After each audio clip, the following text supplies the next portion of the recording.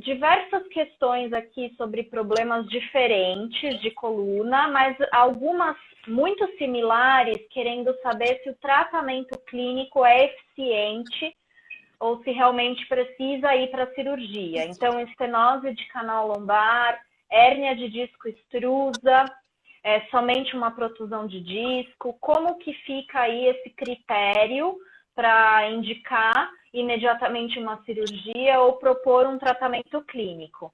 E aí, só complementando, o tratamento clínico, quando proposto, ele envolve o quê? Só medicamento? Qual é a proposta? Tá.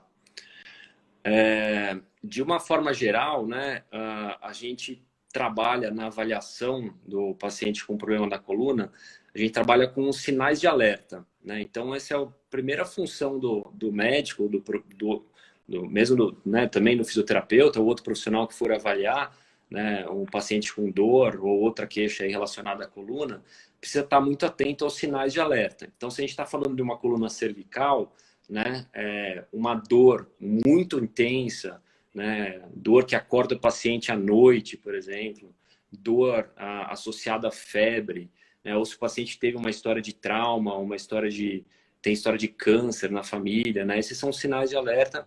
Além, né, como eu ia falando, se a gente tem um problema relacionado à coluna cervical, um comprometimento neurológico, ele vai dar irradiação, né, dor irradiada para o membro superior, para o braço, pode vir acompanhado de perda de força, perda de sensibilidade, né? Então, um sinal neurológico, ele é um sinal de alerta. E na coluna lombar, né, a dor, né, ela pode irradiar para o membro inferior, para a perna, né?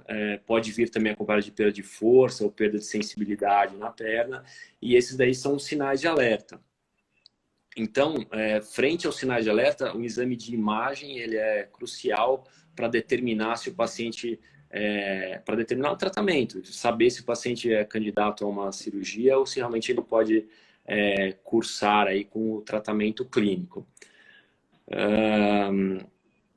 Referente a essa pergunta dessa moça em relação à estenose, né, de canal, é isso, a estenose de canal, se ela estiver acompanhada de um comprometimento neurológico, com perda de função neurológica, uma perda de capacidade funcional, né, provavelmente o caso é de tratamento cirúrgico, né? Então, óbvio que tem que, né, examinar, né, ver se a queixa do paciente está compatível, né, com os exames de imagem que foram realizados, mas dificilmente o paciente com comprometimento neurológico ou com sinal de alerta, num caso de estenose, vai ter melhora somente com tratamento clínico, né? Certo. E o tratamento clínico, no geral, ele consiste em quê? Assim, qual é a sua proposta quando propõe o tratamento? Legal. Enfim, quais as... Então, a cirurgia ela vai resolver o problema, né, da gravidade, da compressão neurológica, né, do problema neurológico daquele caso, naquele momento, né? Mas o tratamento clínico, ele certamente ele precisa fazer parte, né, de todo o contexto, né? Tanto, mesmo no caso cirúrgico, às vezes o paciente tem uma hernia de disco com compressão neurológica, precisou de uma cirurgia, depois ele vai precisar manter um tratamento clínico, né? E aí, principalmente, o tratamento físico, né? Eu acho que para essas doenças que a gente, né, mais frequentes, hernia de disco, bico de papagaio, né, tudo que a gente essas doenças mais comuns, a gente precisa pensar em tratar a causa, né? Tá certo que a gente já falou em alguns vídeos aqui, né? A causa ela é multifatorial, tem uma tendência genética, né? A paciente geralmente tem um fator genético envolvido, mas a postura, a forma como a pessoa faz exercícios, se faz exercício de forma errada, exercício de mais, de menos, tudo isso tem uma interferência muito grande e podem ser a causa do problema. Então, se a gente não tratar a causa, né, a gente não vai resolver. Então, o tratamento clínico, né, respondendo de forma direta, ele envolve, na maioria das vezes, medicação e fisioterapia. Mesmo antes ou depois da cirurgia, se necessário, né? Geralmente, quando a gente precisa de cirurgia, a cirurgia é só a primeira etapa do tratamento, né? Sim. Não é incomum, às vezes, né? Principalmente casos de hernia de disco, né? Que o grau de resolutividade da cirurgia é muito alto, né? Os pacientes melhoram muito, né? Com o procedimento cirúrgico. É comum os pacientes muitas vezes sumirem, né? E não voltarem.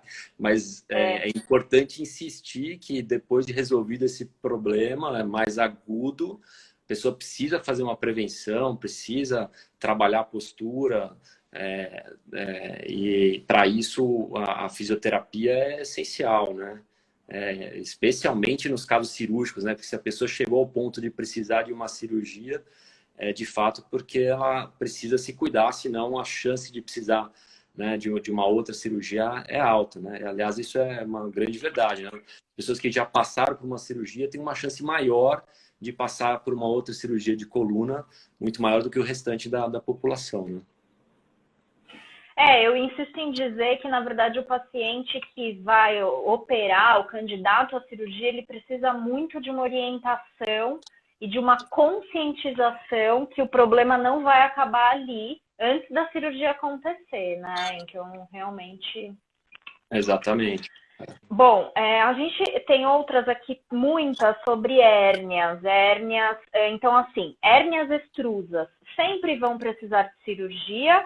Essa é uma pergunta. E eu tenho uma hérnia controlada, em algum momento eu vou precisar de cirurgia ou a minha hérnia vai ficar lá, eu vou conviver com ela e não vou precisar operar? Tá, então vamos pela primeira aí, depois você me lembra da Tá, segunda. tá bom. A hérnia extrusa, né? Então,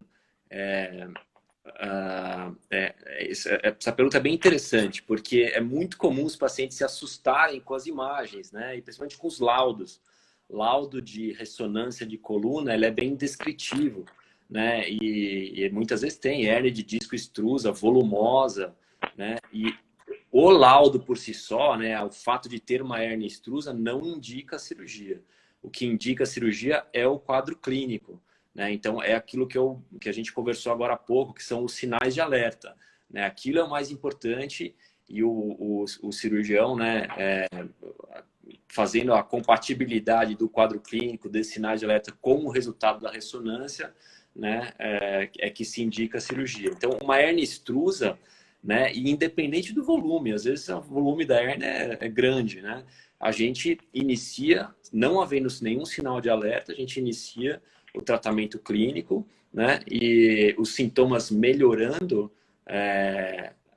o paciente vai ter um curso bom, né? E geralmente 80% das hérnias de disco melhoram com tratamento clínico, sem necessidade de cirurgia, né? Em geral, a gente espera que no prazo aí de 6 semanas de uma hérnia extrusa aguda, né, o paciente já esteja bem melhor, né? Se não, mesmo não tendo nenhum sinal de alerta, tendo uma dor ali sob controle, né, mas que vai e volta e que está prejudicando o paciente de realizar suas atividades habituais, né, aí a gente já começa a pensar nas cirurgias.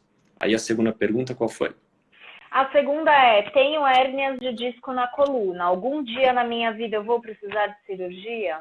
Acho que já ficou meio claro isso. Se o paciente estiver assintomático, né, e está com a hérnia lá, aí é a hora de, né, provavelmente fez o diagnóstico e teve algum sintoma, foi lá, fez, e aí tá bem, né? Então, provavelmente a pessoa que perguntou isso deve estar nessa situação. Aí que é a hora de investir no tratamento físico, né? Na reeducação postural, né? Checar como é que é a postura para trabalhar, como é que é a postura no dia a dia na hora que faz alguma atividade, algum hobby, como é que está fazendo atividade física, se a atividade física que está fazendo, ela está sendo benéfica ou maléfica, né, para a coluna, né? Então, se preocupando com tudo isso, né, investindo, né, realmente nisso, pode ser que não precise, não necessariamente vai ser necessário, e é o que acontece com a maioria das pessoas, né? Então, em geral, eu costumo dizer que pacientes com 80 anos 80% dos pacientes com 80 anos vão ter algum sinal de degenerativo na coluna, de hérnia de disco, bico de papagaio, e assintomáticos, né? Então, se a gente pegar o pessoal na rua e fizer ressonância, a gente vai achar essas coisas e as pessoas nem sabem que tem, né? Bom, a próxima aqui tem uma interessante. Tem muita gente com essas questões, síndromes miofaciais, né? E aí a pergunta é, um paciente com síndrome miofacial, ele precisa fazer cirurgia? Eu vi aqui do Taco Fidelis, né? Então, é bem legal essa pergunta mesmo, porque a síndrome miofacial, ela pode ser secundária a algum outro problema, ou ela pode ser só ela, né? Então, se, por exemplo, uma hérnia de disco cervical, ela pode gerar uma síndrome miofacial cervical, né? Uma dor facetária cervical ou lombar também podem gerar uma síndrome miofacial cervical ou lombar. Então é importante identificar isso. Se for uma síndrome miofacial pura, sem nenhum outro fator, não tem hérnia de disco, não tem artrose facetária, não tem mais nada ali na coluna, né? Não tem indicação de fazer cirurgia, né? Agora, se existir algum outro problema subjacente, é preciso atentar a essa possibilidade, porque pode ser o tratamento puro da síndrome miofacial, né? Tratamento físico, medicamento, o fortalecimento, ele pode ser frustro, né? Porque existe uma causa ali que não foi atentada, né? Então, não foi dada atenção devida a ela. Bom, algumas pessoas perguntam sobre as hérnias e qual é a possibilidade do organismo reabsorver as hérnias. Existem uma série de questões aí sobre esse assunto específico, se isso é real, se isso acontece, como que funciona. Ah, legal. Em termos bem mais fáceis de entender, né? A gente pode dividir a hérnia de disco em hérnia de disco mole e hérnia de disco dura. A hérnia de disco dura, geralmente, é o termo médico, né? Seria o complexo disco-osteofitário, né? Então, a gente já tem a hérnia de disco, tem bico de papagaio, tem calcificação daquele material, né? É um estágio degenerativo, né? De desgaste da coluna mais avançado. Então, uma hérnia de disco dura, né? Ela pode ter uma extrusão. Essa extrusão ela pode reabsorver, mas geralmente o comportamento de uma hérnia de disco dura é de ir aumentando, né? Aquele osteófito vai aumentando, né? O bico de papagaio vai aumentando, a hérnia vai abaulando mais, o disco vai ficando cada vez menor, né? E a hérnia de disco mole, né? Geralmente é um disco mais sadio, que ocorre uma fissura, uma rachadura ali na capinha dele, né, que é o ânulo fibroso, e o conteúdo de dentro ele sai, né, que é o núcleo pulposo sai, e aí forma a hérnia extrusa. Então a gente tem fora de um disco saudável um componente que não era para estar ali, né, que é o núcleo do disco. E a hérnia de disco mole, ela tem uma chance grande de reabsorver, né? Então, se for ela puramente, o paciente não tem outros problemas da coluna, né, uma coluna bem alinhada, bem equilibrada, né, é bem possível que aquela hérnia ela absorva. Isso geralmente gera uma ansiedade, né, para as pessoas. E eu peço para não ter se clinicamente o paciente está melhorando, eu não vou me importar muito se aquela hérnia absorver muito, pouco, ou ficar daquele tamanho. O paciente está bem, né? Mas muitos têm a vontade de mesmo, passou 6 semanas, está zerado, tem nada, mas a pessoa tem a vontade de fazer uma ressonância para ver se reabsorveu, né? E às vezes os sintomas melhoraram, mas a hérnia ela vai demorar mais tempo ainda, às vezes, né, 1 ano, 2, para de fato absorver. Mas isso é possível sim, principalmente nas hérnias moles. Legal. Isso realmente é uma questão que muita gente pergunta e gera uma ansiedade mesmo, né? Né?